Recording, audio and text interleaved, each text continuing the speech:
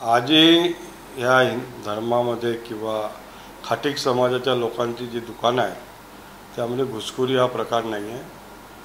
अनेक लोक, आताची पिढी वेगळी, परंतु पूर्वीच्या काळामध्ये फक्त जर हलाल केला असेल बकरा तरच त्याला मान्यता होती आणि ते आपले हिंदू धर्मीय लोक हलाल मटण खायचे.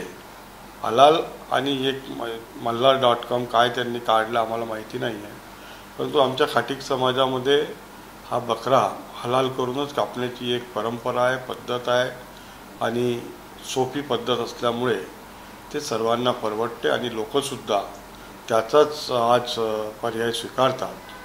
आता नितेश राणे साहेबांनी काय नवीन सुरू केलेलं त्याबद्दल आम्हाला माहिती नाही. आम्ही त्याचा अभ्यास करू की मल्हार.com कोणाची आहे. जर महाराष्ट्र सरकारची व्यवस्था असेल तर आम्ही त्याचं स्वागत करू, पण एखाद्या खाजगी व्यक्तींनी जर या पद्धतीने काही सुरू केलं असेल तर त्याचा आम्ही आमच्या खाटीक समाज बांधव त्यावरती जरूर विचार करेल आणि काय जे चांगल्या गोष्टी असेल ते खाटीक समाज स्वीकारेल.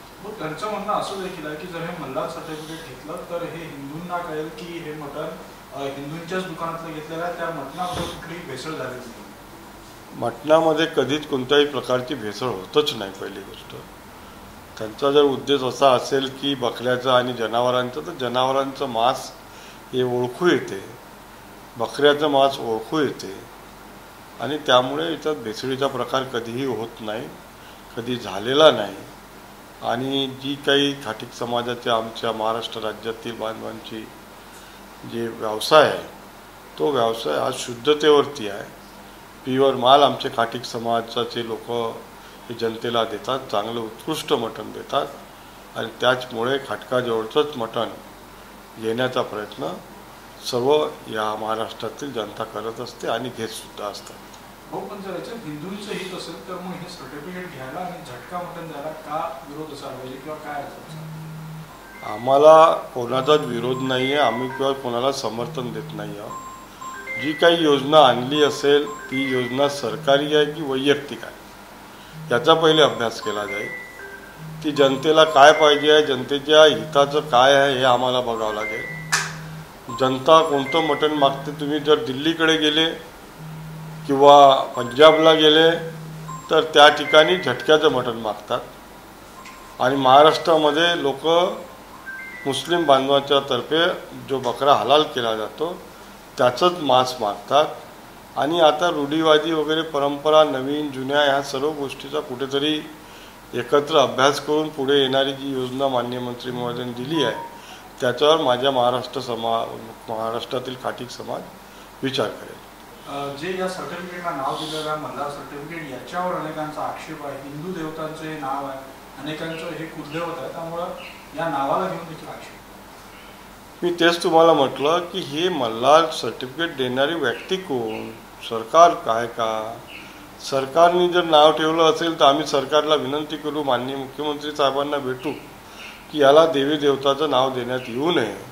तुम्ही सरकारने एखादं दुसरं कोणतंही नाव द्यावं पण देवी देवताचं नाव देऊ नये, कारण कोणत्या या प्रकारच्या व्यवसायामधल्या गोष्टीला, प्रमाणपत्राला अशा पद्धतीचं नाव देणे हे मलासुद्धा पटत नाही.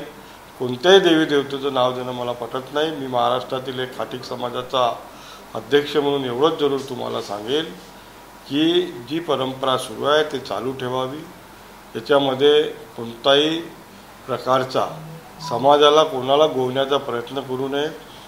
आणि आम्ही जरूर जर महाराष्ट्र शासनाने मल्हार सर्टिफिकेट देण्याची घोषणा केली असेल, ही योजना महाराष्ट्र शासनाची असेल तर आम्ही त्यांना सहकार्य करू आणि ज्या पद्धतीने जर देवी देवताचं नाव दिलं ते बदलवण्यासाठी सरकारला विनंती करू. हो, मग जर तुमची ही भूमिका आहे तर मग हे असे विषय का उकरून काढले जात आहेत? कुठेतरी दोन समाजात तेढ निर्माण करण्याचा या निमित्तानं हा प्रयत्न आहे. मी या ठिकाणी तुमच्या जी खाटीक समाजाचा अधिकारी म्हणून बोलतो आहे, पदाधिकारी म्हणून, आणि त्यामुळे आता या विषयावर मला वाटतं मी जास्त न बोललेलं जास्त बरं आहे.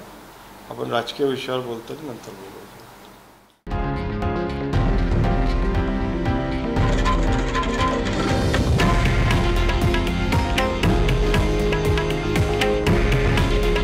हे आहे देशातील नंबर 1 न्यूज नेटवर्क आणि आपण पाहत आहात TV9 मराठी.